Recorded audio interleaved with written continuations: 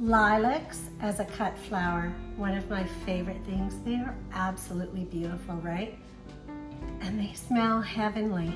So if you want something beautiful for your table, now here's the thing about lilacs for cut flowers. They don't last long. They maybe last 1 to 2 days, one at the most sometimes, but they are worth it because they permeate this beautiful aroma through your house, absolutely heavenly, and they look amazing on your table. So to me, it's worth it snipping them and bringing them in every couple of days or maybe every day because they don't last long in the spring and they're beautiful.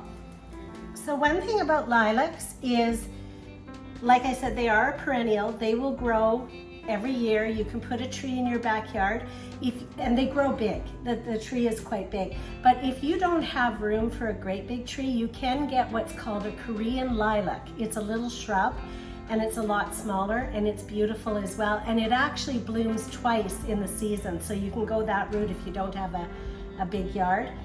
But lilacs, they love sun. So put them in the sun.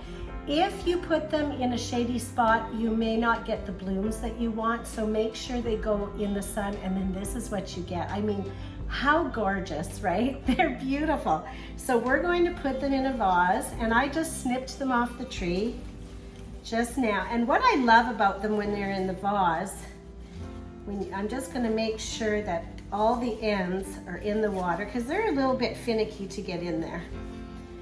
They kind of just